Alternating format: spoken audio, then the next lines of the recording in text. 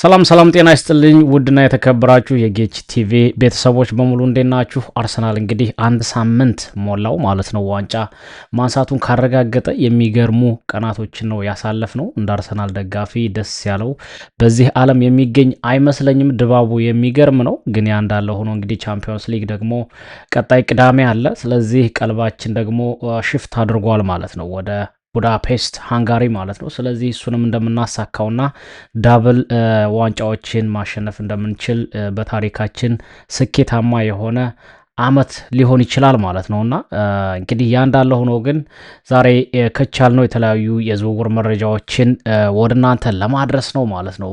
ስለዚህ ላይክ በማድረግ እንደዚሁም ሰብስክራይብ በማድረግ የቤተሰብ አካል ይሁኑ ላለሁኝ።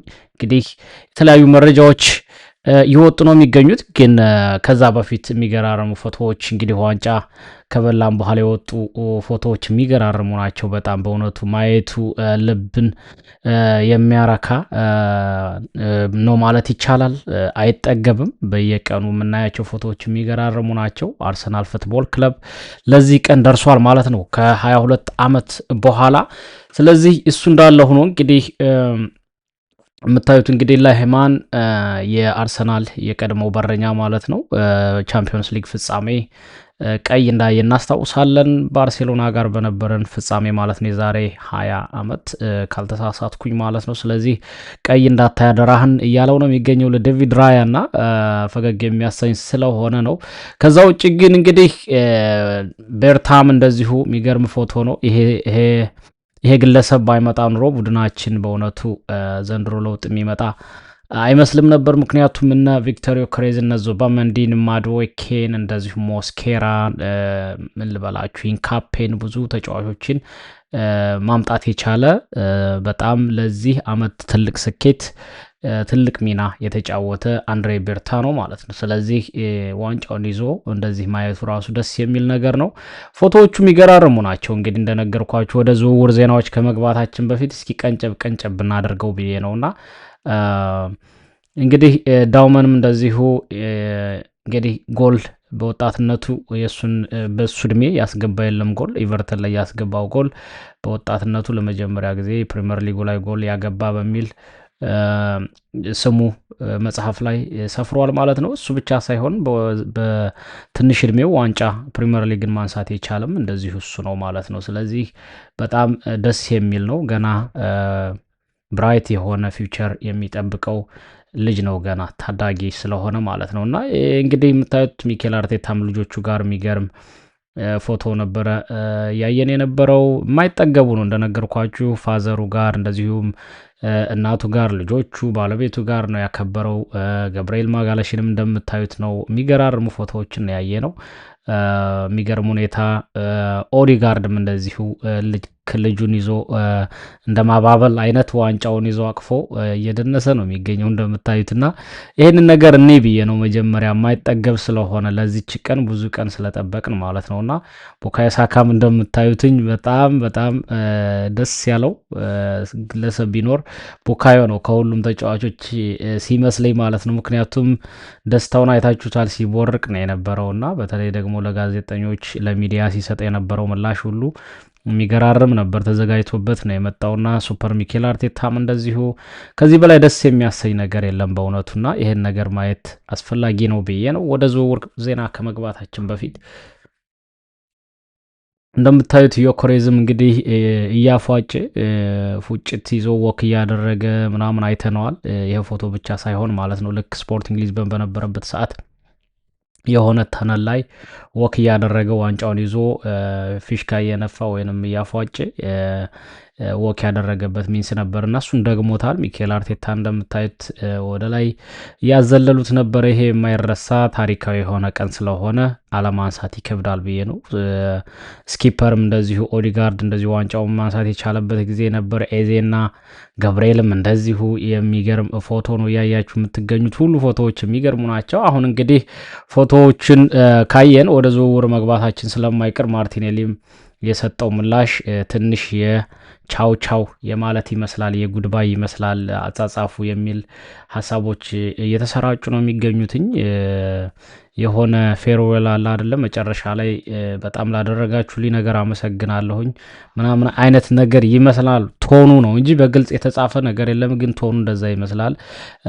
ስለዚህ ሊወጣ ይችላል የሚሉ ብዙ ምልክቶች እየታዩ ነው የሚገኙትኝ። በተለይ ደግሞ እንግዲህ እንደነገርኳችሁ ብዙ ዝውውሮች ጋራ አርሰናል ስሙ እየተያያዘ ነው የሚገኘው። አንድሬ በርታና ክሮንኬ እንግዲህ ባለፈው ተናግረዋል።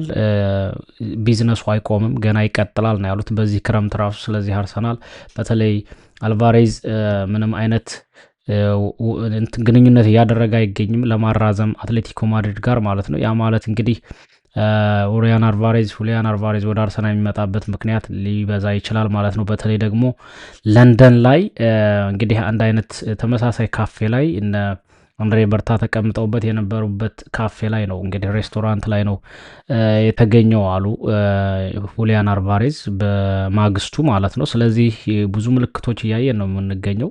ቴሌግራፍ ነበር የዘገበው እሱን ከሳምንት በፊት ማለት ነው። ስለዚህ ንግግሮች እንደጀመሩ ምልክቶች፣ ጭምጭምጣዎች አሉ። ግን አርሰናል ብቻ አይደለም የሚፈልገው ሁሊያን አልቫሬዝን፣ ባርሴሎና፣ ፒኤስጂ ይፈልጉታል፣ ሌሎች እንግሊዝ ፕሪሚየር ሊግ ክለቦች ይፈልጉታል እንደ ፋብሪዚዮ ሮማኖ ዘገባ ማለት ነው። ስለዚህ አርሰናል ማርቲኔሊን ምናልባት የመሸጥ ሊገደድ ይችላል። የሚወጡ ተጫዋቾች እንዳሉ ሁላችንም እናውቃለን። ኖርጋርድ ሊወጡ ይችላሉ። ሌሎች ተጫዋቾችንም እንደዚሁ የመሸኘት አዝማሚያ ሊኖር ይችላል ማለት ነው። ስለዚህ አንድሬ በርታ በጣም ፑሽ እያደረገ እንደሆነ ነው እየተነገረ ያለው። ምክንያቱም አንድሬ በርታና አልቫሬዝ ይተዋወቃሉ። እሱ ነው ከማንቸስተር ሲቲ ይዞት የመጣው። ስለዚህ እሱ ነገር አለ። አርሰናል አልቫሬዝ ጋር በጣም ስሙ እየተያያዘ ይገኛል ማለት ነው። ይሄ እንግዲህ የተጫዋች በጣም ታለንትድ ነው። ቅጣት ምቶች መምታት ላይ፣ ፖዚሽኒንጉ ላይ፣ ሹት ከርቀት መምታት ላይ በተለይ እንደዚህ ሎው ብሎክ ሲያጋጥም በጣም የመምታት አዝማሚያ ስላለው ማለት ነው እና ፖዚሽኒንጉ አይደክመውም። በጣም ብዙ ኳሊቲ ያሉት ተጫዋች ስለሆነ ወደ አርሰናል የሚመጣበት ሚንስ ሊሰፋ ይችላል ማለት ነው። ከዛ ውጭ ግን ራይንደርስ ነው እንግዲህ አርሰናል ሊያስፈርሙት እንደሆነ እየተነገረ ነው የሚገኘው። ምክንያቱም ፔፕ ጋርዲዮላ መውጣቱን ተከትሎ ማሬስካ መተካቱን ተከትሎ ማለት ነው የዚህ ተጫዋች ዕጣ ፈንታ ገና አንድ አመት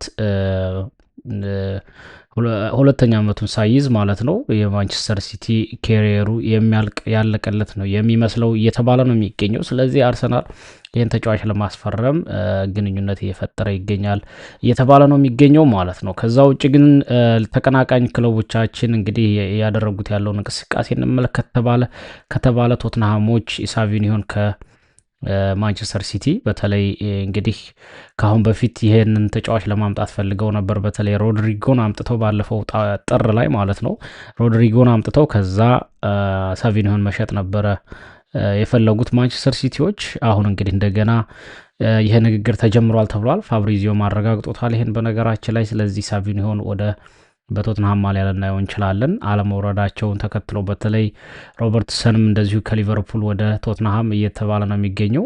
መትረፋቸው ከወራጅ ቀጠና ቢዝነሱ ላይ አግሬሲቭ እንዲሆኑ የሚረዳቸው ይመስለኛል ቶትንሃም። ስለዚህ እሱ አለ። ከዛ ውጭ ግን እንግዲህ ሊቨርፑልን ከተመለከትን እንደምታዩት አሊሰን ለአንድ አመት እንዲፈርም ሊቨርፑል ጠይቀውታል። ግን ደግሞ ከጁቬንቱስ የመጣለት ውል ማለት ነው በጣም ሰፊ ስለሆነ ወይንም ረጅም ስለሆነ 3-4 አመት ሊሆን ስለሚችል ሊቨርፑሎች አንድ አመት ብቻ ነው የሰጡት። ስለዚህ ተጫዋቹ መወሰን አለበት ማለት ነው። በቅርብ ወስኖ እናየዋለን። በነገራችን ላይ አሊሰን ለሊቨርፑል ያደረገው የእግር ኳስ ህይወቱን ካያችሁት በጣም ጥሩ ውለታ ነው የዋለላችሁ በቻምፒዮንስ ሊግ ፕሪሚየር ሊጉንም ለማንሳት ማለት ነው እና እሱ የለም ማለት ገበያው ላይ ደግሞ በጣም ጥሩ በረኛ ስለሌለ ሊቨርፑል የሚቸገር ነው የሚመስለኝ ማለት ነው፣ በተለይ ወደ ጁቬንቱስ የሚሄድ ከሆነ።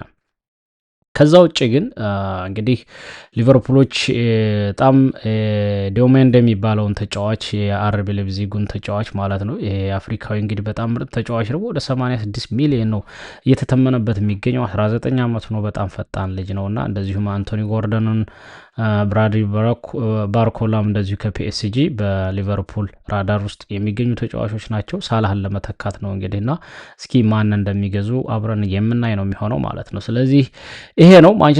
ማንቸስተር ዩናይትዶችም እንግዲህ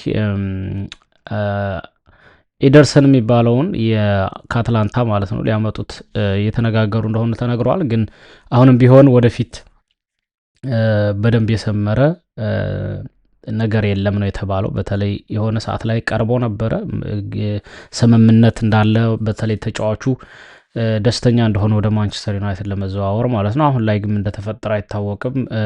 ዝውውሩ ዘግይቷል ወይም ተዘግቷል የሚባለው ሁኔታም ጭምጭምታዎች አሉ። ግን ማንቸስተር ዩናይትድ የሚፈልጉት ከሆነ አሁንም ከአትላንታ ሊያመጡት ይችላሉ ማለት ነው። ብራዚላዊ ነው፣ በጣም ጥሩ ተጫዋቻቸው ነው። ለአትላንታ ጥሩ ሲዝን ነው ያሳለፈው። ስለዚህ እሱ አለ። እንግዲህ የዛሬ መረጃዎቻችን ይሄን ነው የሚመስሉት። በተለይ በአርሰናል በኩል ገብርኤል ጀሱስ ሊወጡ ይችላሉ። ስለዚህ የተለያዩ መረጃዎች አርሰናል ሊንክ ሲሆን ወይንም ተቀናቃኝ ክለቦቻችን የሚያስፈርሙት ተጫዋች ካለ ማየት ስላለብን እሱንም እያየን እናሳልፋለን ማለት ነው። ቪዲዮን ላይክ ማድረግ አትርሱ። ሰብስክራይብ ካላደረጋችሁ ሰብስክራይብ አድርጉ። ይህ ጌች ቲቪ ነው። በያላችሁበት መልካም ቀን እመኛለሁ።